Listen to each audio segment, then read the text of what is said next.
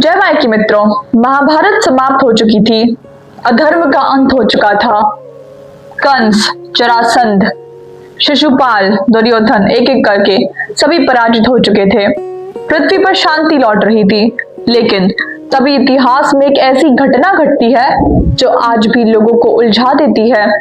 एक प्रश्न जो जितना सरल लगता है उतना है नहीं। जो भगवान द्रौपदी की रक्षा कर सकते थे, जो पांडवों को विनाश से बचा सकते थे, जो गोवर्धन पर्वत उठा सकते थे, जो संपूर्ण जगत के पालनहार माने जाते हैं, उन्होंने अपने ही यादव वंश को क्यों नहीं बचाया? क्या श्री कृष्ण ऐसा नहीं कर सकते थे, या उन्होंने जानबूझकर ऐसा होने दिया?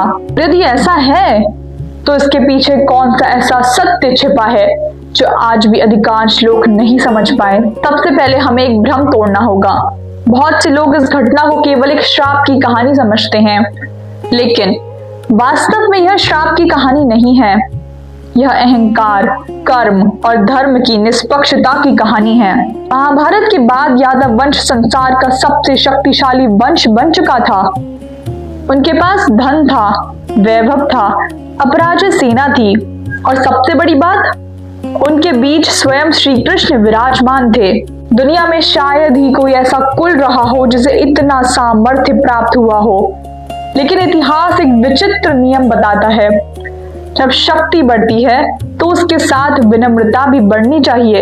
यदि विनम्रता नहीं बढ़ती तो वही शक्ति विनाश का कारण बन जाती है। भागवत पुराण में वर्णन मिलता है कि एक दिन कुछ यादव कुमारों ने महान ऋषियों का उपहास किया। उन्होंने सांब को स्त्री के वेश में सजाकर ऋषियों से पूछा, बताइए इसके गर्भ से पुत्र होगा या पुत्री? यह केवल मजाक नहीं था, यह उस मानसिकता का संकेत था जिसमें शक्ति के कारण विवेक कमजोर होने लगा था। ऋषियों ने क्रोधित होकर श्राप दिया, लेकिन यहाँ प्रश्न श्राप का नहीं है। प्रश्न यह है कि ऐसा वातावरण बना ही क्यों जिसमें ऋषियों का अपमान संभव हुआ? क्योंकि अहंकार धीरे धीरे भीतर प्रवेश कर चुका था। और यही इस कथा का सबसे महत्वपूर्ण बिंदु आता है। यदि श्री कृष्ण चाहते तो क्या वे इस श्राप को रोक नहीं सकते थे? निश्चित रूप से कर सकते थे, लेकिन उन्होंने ऐसा क्यों नहीं किया?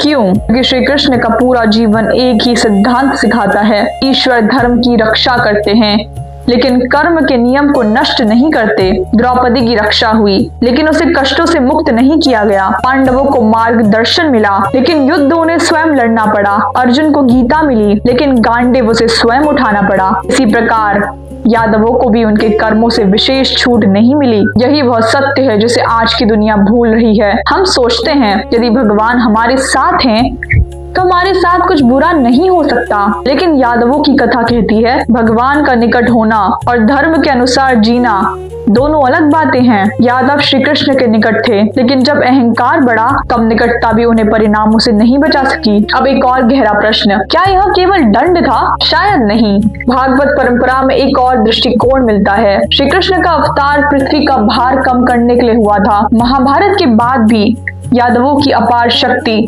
पृथ्वी पर विद्यमान थी और जब उस शक्ति का संतुलन बिगड़ने लगा तब काल की धारा अपना कार्य करने लगी।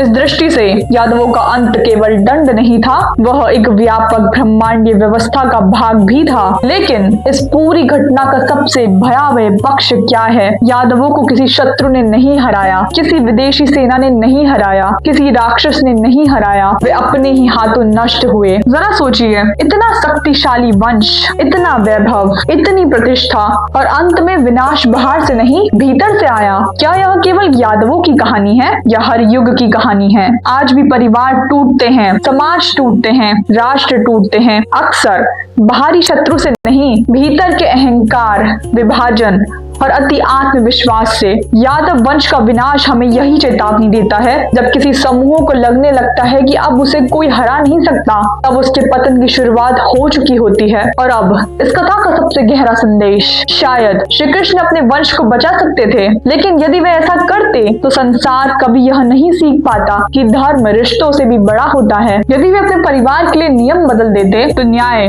निष्पक्ष नहीं रहता। यदि वे अपने प्रियजनों को कर्म फल से बचा लेते तो धर्म केवल पक्षपात बनकर रह जाता। इसीलिए श्री कृष्ण ने संसार को एक कठोर लेकिन अमूल्य शिक्षा दी। धर्म का नियम सब पर समान लागू होता है, अपने पर भी, पराये पर भी, राजा पर भी, साधारण मनुष्य पर भी। और शायद इसी कारण यादव वंश का अंत कोई साधारण ऐतिहासिक घटना नहीं है। यह श्री कृष्ण की सबसे कठिन शिक्षाओं में से एक है। एक ऐसी शिक्षा जो कहती है शक्ति आपको महान नहीं बनाती, भगवान के निकट होना आपको महान नहीं बनाता, महान बनाती है विनम्रता, धर्म और आत्म संयम। क्योंकि जब अहंकार प्रवेश करता है तब विनाश के लिए किसी शत्रु की आवश्यकता नहीं रहती, और जब धर्म से दूरी बढ़ती है तब ईश्वर भी नियम नहीं बदलते। यदि यादव वंश का रहस्य है, और शायद यही कारण है कि यह घटना आज भी हमें भीतर तक झकझोर देती है। श्री कृष्ण ने अपने वंश को नहीं खोया, उन्होंने संसार को यह सिखाया कि धर्म रिश्तों से भी कहीं अधिक बड़ा होता है। हरे कृष्णा।